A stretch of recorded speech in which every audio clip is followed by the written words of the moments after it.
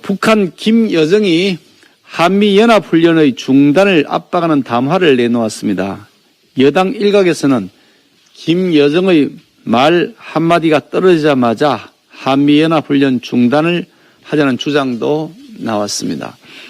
북한이 마치 상황이라도 되는 양 대한민국 안보 문제에 명령을 내리고 있는 것은 지난 4년간 문재인 정권이 보여준 대북 굴종적 태도 때문입니다.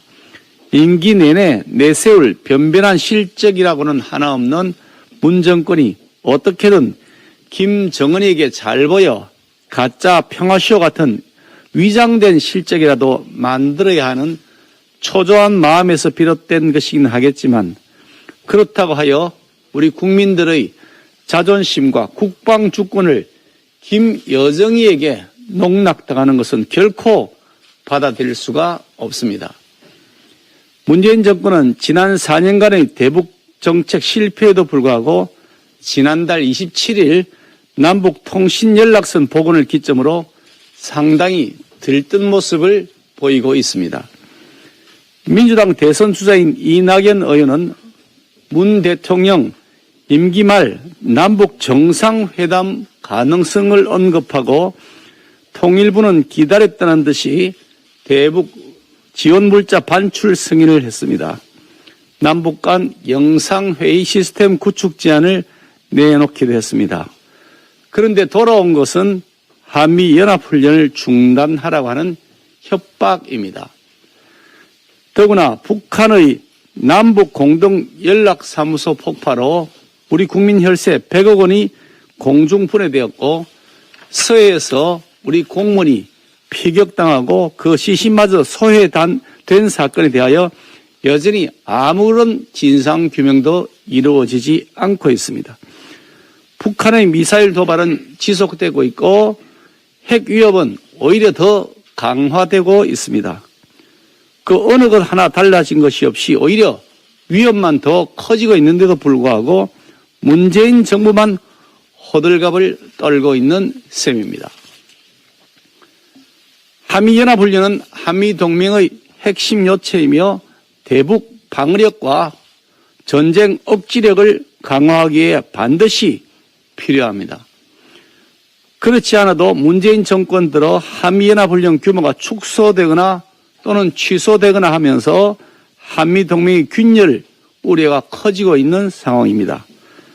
김여정의 명령 한마디가 떨어지자마자 반인권법인 대북전단금지법을 만들어서 일명 김여정 하명법을 북한에게 상납했던 문재인 정권이 이번에도 김여정의 하명에 따라 한미연합훈련을 취소 또는 연기하거나 위축시킨다면 문재인 정권은 자신들의 권력 유지를 위해서 국익을 팔아먹었다는 비난을 면하지 못할 것임을 엄중하게 경고합니다. 또다시 김여정 하명의 복종에 대한민국 국민의 자존심을 짓밟고 한미동맹과 대한민국 안보를 위협하는 우려를 범하지 않기를 바랍니다. 김여정이라는 자가 대한민국의 대북 문제와 국방 문제를 총괄 지휘하는 자가 아니라는 점을 명확하게 지적합니다.